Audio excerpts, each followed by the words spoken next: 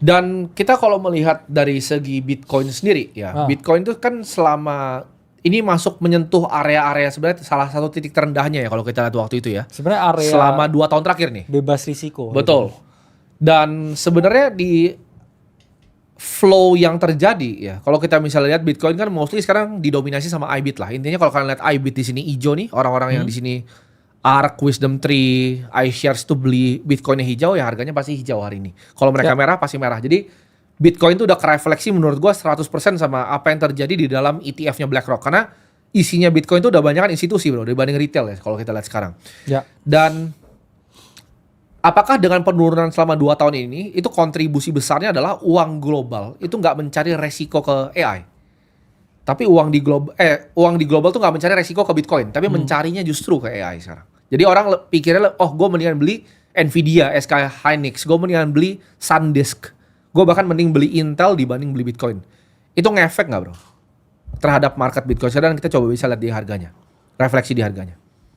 Kita ngomong ya kalau di harga Bitcoin ya. Ya. Sekarang ya sebenarnya kita lihat lah ya. Karena kan waktu itu sebenarnya kita yang paling vokal juga ya tentang yang namanya potensi dari market bear. Karena market bear itu sekarang ya waktu itu ya banyak orang yang ngomong bahwa cycle-nya akan extended dan kemudian akan ke 200.000 dan lain sebagainya. Cuman kalau kita lihat ya waktu itu memang itu puncak.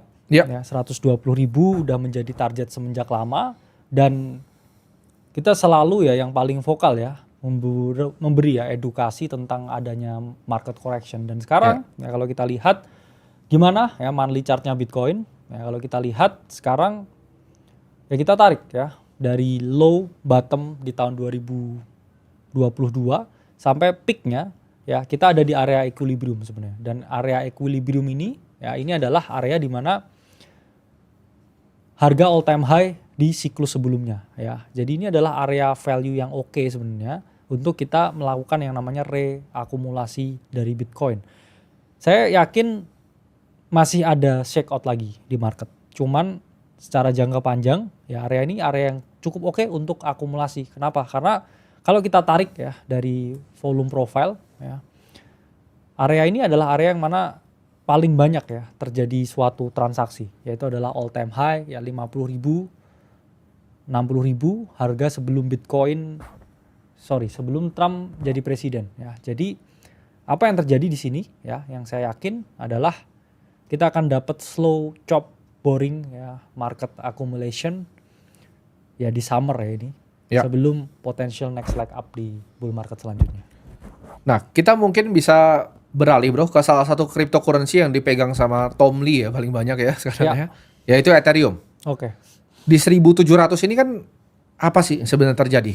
Ya kalau kita lihat dari Bitcoin sendiri turunnya apakah lebih jauh nih Ethereum dibanding Bitcoin? Oke ya, kita kalau ngomongin Ethereum ya kita juga harus ngomongin fundamentalnya ya Ethereum. Orang banyak yang ngomong bahwa ya ini adalah data dari Messari. Orang banyak yang ngomong kalau Ethereum ini apes lah ya, secara precision memang iya ya. Kemudian secara development banyak tertinggal dengan chain lain. Cuman ya kita nggak bisa menolak fakta bahwa Ethereum memang chain yang masih dipakai oleh big player.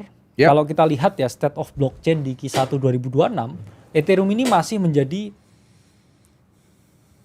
aset ya atau chain dengan TVL paling besar, kemudian stable coin market cap ya yang paling besar, dan juga total fee yang di-generate itu paling banyak ya. Masih menjadi nomor 1. Karena kan kita nggak bisa ya ngomongin yang namanya adoption sama market valuation. Memang valuasinya sebenarnya selalu di situ-situ aja. Cuman adopsinya ya sebenarnya jaringannya memang adopsinya berkembang. Ya. Kalau sekarang ya memang Ethereum ya kehilangan ya banyak major level ya. Ini kita kehilangan level yang besar ya di support kuat 2000. Kenapa? Karena 2000 ini kan benar-benar ya ada trend line, kemudian area psikologis yang oke. Dan sebenarnya kalau ya kita ngomong major supportnya di area sekitar 1000 ya meskipun nggak ada jaminan juga ya ke sana. Dan kalau kita benar-benar ya lihat naked chart dari Ethereum, ini sebenarnya long range accumulation zone ya. Dimana kalau kita ngomong ya area bawah sini lah ya, ini area Ethereum undervalue ya. Di sini area dia overvalue ya. Jadi selama 2 siklus kita hanya pingpong sebenarnya Ethereum. Ya. Pingpong di range yang mana memang ya painful lah ya untuk para investor. Kita juga bisa melihat di sini kan ada launch-nya juga bro ya dari Robinhood Chain ya, yang di-build di atas Arbitrum dengan fee sharing model. Ya. Dan kalau misalnya kita lihat regulasi juga kayaknya banyak dari kripto yang mulai lobbying yang agak berantem-berantem di US kan, Coinbase ya kan, dengan JP Morgan lagi sibuk ya Ya, berantem. kalau kita lihat memang Wall Street sekarang memang lagi main kripto banget sih. Ya. Ya, kalau kita ngomong membeli kripto sekarang risikonya itu jauh lebih kecil daripada ketika kita membeli di 120.000. Pasti. Ya, kita melihat semua lah ya.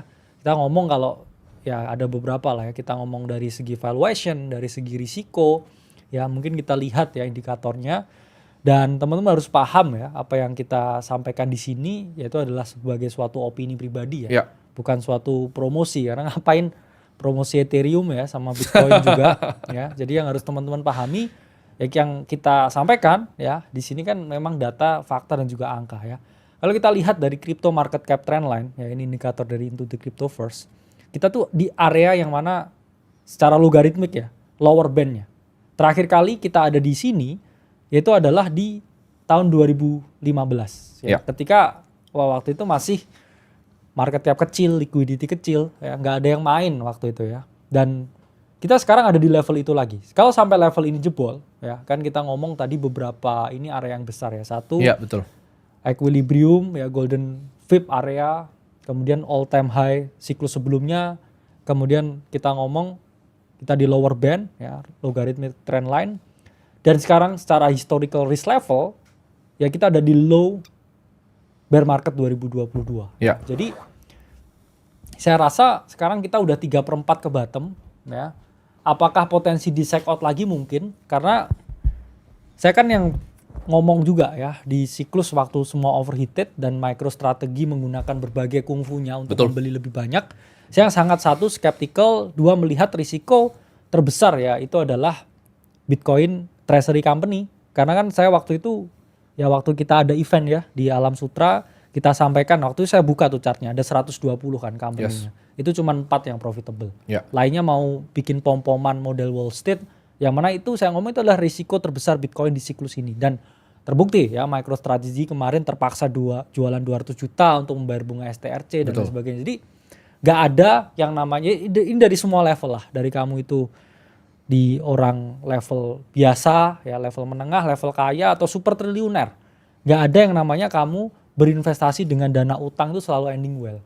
Endingnya selalu meledak ya. Endingnya gembel. Ya. Nggak ending well, endingnya gembel. Jadi jangan utang untuk investasi. Itu kesalahan paling parah yang dilakukan baik orang dari bawah, Benar. menengah, sampai atas. Karena gini, itu kan Warren Buffett pernah bilang bahwa mereka tuh dua partner bertiga bro.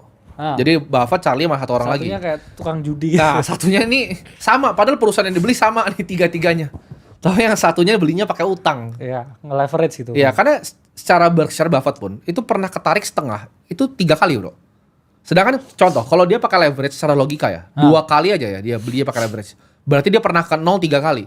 Dan apapun yang dikali sama 0, itu hasilnya 0. Ya pasti. Jadi nggak pernah boleh melakukan hutang untuk berinvestasi, itu haram gitu ya bro. Ya, haram. Jadi gembel nanti ya. Karena ya MicroStrategy, yang mana sekarang strategi ya kita lihat ya, dia dari kaya, miskin, kaya lagi, miskin lagi, ini mau kaya lagi gitu kan. Jadi ya kalau teman-teman nggak siap ya dengan fluktuasinya ya jangan berhutang sebenarnya. Betul.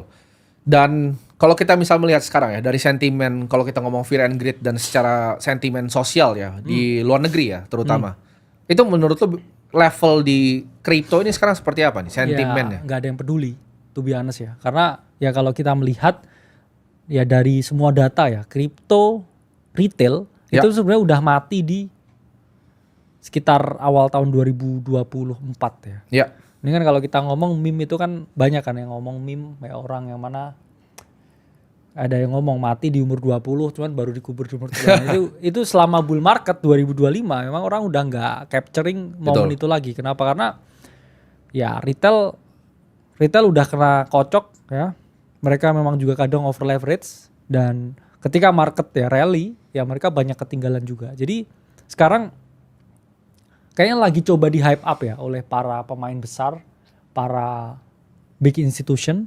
Ya satu pemain besar yang nyangkut kayak kita tahu kayak Tom Lee, kita tahu Sailor, dua-duanya nyangkut, PNL Plus jadi minus luar biasa, confident market hilang, kemudian BlackRock, Jane Street dan lain sebagainya yang udah onboarding kliennya mereka ya, orang-orang kaya masuk sini nyangkut juga. Ya mereka kan pasti mau nggak mau hype this thing up.